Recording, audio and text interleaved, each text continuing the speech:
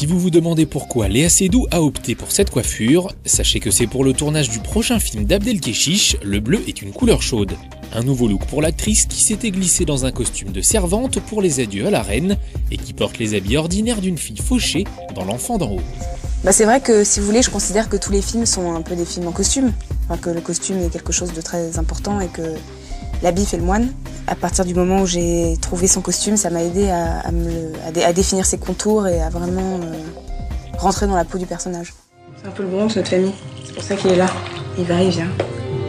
Son personnage dans L'Enfant d'en haut, c'est Louise, la sœur du petit Simon, un gamin qui se lance dans un trafic d'équipements de ski pour gagner un peu d'argent. En fait, dans le film, c'est elle l'enfant et c'est lui l'adulte. T'as appris ça où?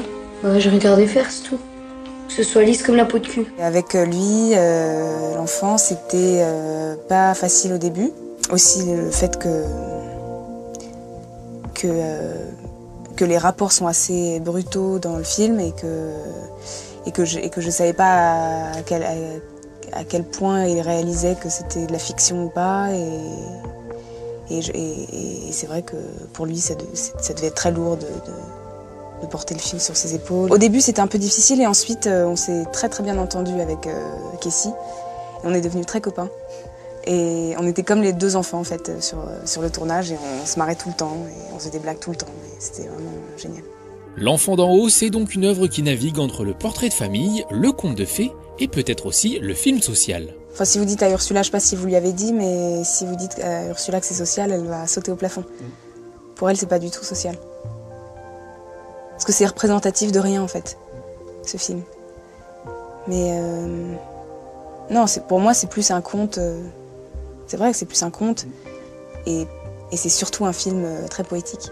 On n'a pas dit à Ursula Meyer que L'Enfant d'en haut était un film social, mais on lui a demandé de nous parler de son actrice. Il y a quelque chose de très profond chez Léa, comme ça, quelque chose de fragile, derrière son côté assez frontal, rentre dedans, comme ça, que j'adore, quoi. Puis on a un truc très commun avec Léa, c'est qu'on a eu une éducation très protestante, les deux. Et donc, à chaque fois, ça nous fait marrer d'en parler. C'est quelqu'un qui a vraiment pas peur du travail, Léa. Ça, j'aime vraiment bien. Et puis d'aller au bout des choses. Moi, c'est vrai que je suis une grande obsessionnelle qui aime aller au bout. Et Léa, elle lâche pas non plus. Tant qu'il n'y a pas, elle y va. Et elle y va. Et ça, j'aime bien son côté acharné, frontal, direct. On prend aucune pincette pour se parler, on se parle direct, quoi. À propos d'éducation protestante, saviez-vous que Léa Seydoux avait passé une partie de sa scolarité chez les Bonnes Sœurs? J'y suis allée pas parce que c'est pas du tout parce que c'est un enseignement catholique. Parce que c'était une des rares écoles qui, en fait, m'acceptait. J'étais pas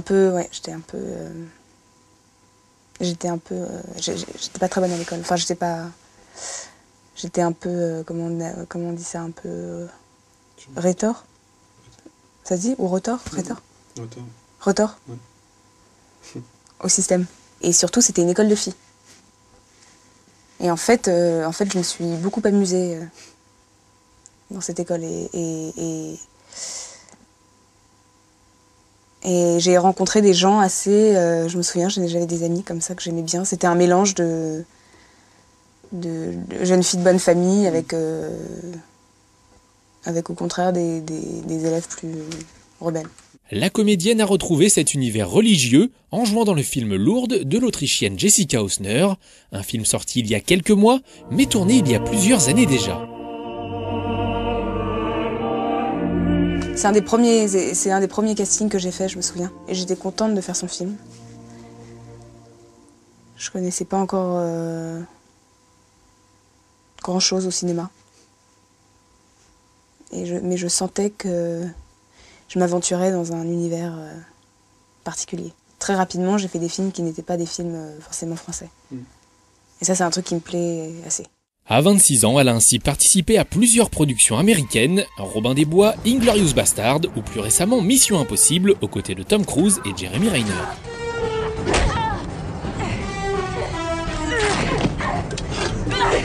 Enfin, ce qui était difficile, c'était le fait de rester là-bas et de ne pas pouvoir sortir du territoire, entre guillemets. C'est-à-dire que j'avais des moments où je tournais pas et c'est vrai que je devais rester, je devais m'entraîner pour cette scène de combat. puis d'être très loin comme ça, c'est peut-être parfois, mais en même temps j'aime bien. C'est vrai qu'il y a des moments où quand on ne tourne pas, ça m'est pas arrivé très souvent d'être sur des tournages et d'attendre en fait. Mais là c'était pas attendre entre les prises, c'était attendre, c'était être en suspens. Enfin. Et c'est vrai que ça parfois ça peut être un peu dur, mais en même temps c'est une autre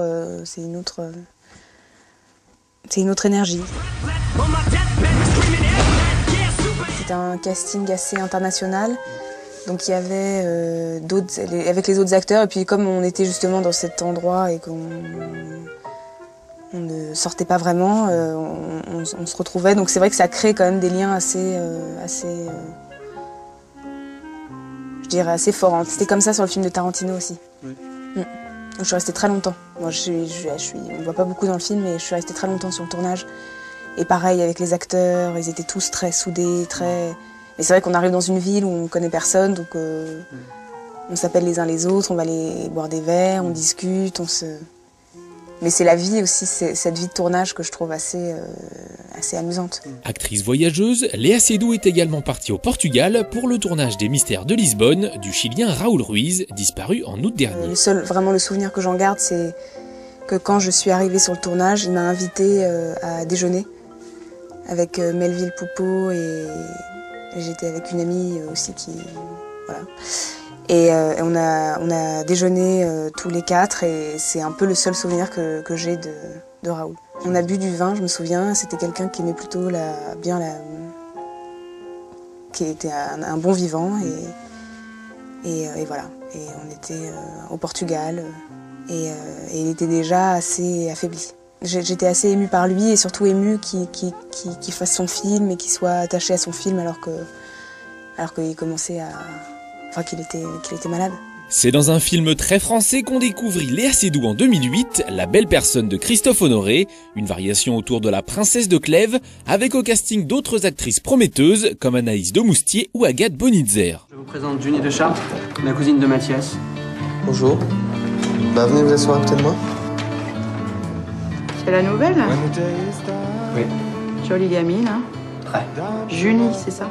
Oui, il y avait un truc parce qu'on était tous jeunes, on commençait tous à faire du cinéma et que tout d'un coup, Christophe, c'est quand même, je veux dire, un cinéaste moderne, c'est un cinéaste de notre époque, de notre génération, donc c'est vrai que tout d'un coup, faire partie de son film, c'était quelque chose d'assez satisfaisant. Je me suis beaucoup amusée sur ce tournage et puis les acteurs, c'est des gens que j'aime beaucoup. Ouais. Mais le tout premier film dans lequel elle est apparue, c'était Mes copines, une comédie sortie en 2006. Le premier film que j'ai fait, cette comédie pour adolescents, j'avais besoin de voir ce que c'était, de comprendre la fabrication d'un film et c'est vrai que au début, je ne savais pas qu'il y avait des marques au sol, je ne savais pas ce que c'était qu'un chant contre chant, je ne connaissais absolument rien. Donc j'avais cette envie d'être actrice, mais c'était une envie qui était très forte, mais qui était en même temps un peu abstraite. Et c'est vrai que ce film-là m'a permis juste de voir comment on fait un film. Et ensuite, j'ai pu faire, je pense que tout s'est enchaîné. En fait, comme dit Jean-Luc Godard, le hasard est très logique. C'est-à-dire que j'ai l'impression que je n'aurais pas pu faire La belle personne si je n'avais pas fait avant ce film. Doucement, c'est pas un bouton de PlayStation. C'est mon tour après. Ouais. Dans Mes copines, Léa Seydoux donnait la réplique à Stéphanie Sokolinski, alias Soko, une actrice qui vient d'enregistrer un premier album très remarqué. La chanson, c'est un domaine qui pourrait bien tenter Léa Seydoux. Oui, enfin on m'a déjà proposé un peu de chanter, mais moi c'est vrai que je voulais être chanteuse avant d'être actrice. Ouais. Donc c'est vrai que moi le chant c'est quelque chose que j'aime beaucoup, mais en même temps je me dis que peut-être que j'aurais pu être... Enfin, si j'avais été chanteuse, j'aurais sans doute été une chanteuse ratée. Pas très sûre d'elle, Léa Seydoux n'a en tout cas pas trop de soucis à se faire concernant son avenir d'actrice. Benoît Jacot, qui l'a dirigé dans Les Adieux à la Reine, la classe dans la famille de Virginie Ledoyen ou Isidre Lebesco, qui furent autrefois ses muses. C'est des filles qui par tempérament gardent leur enfance comme un trésor. Et tout le travail ou l'art consiste à faire apparaître ce trésor, à leur donner assez de liberté et de confiance, de complicité, d'intimité, pour que ce trésor, elle le livre. Et c'est un trésor qui a à voir avec l'enfance.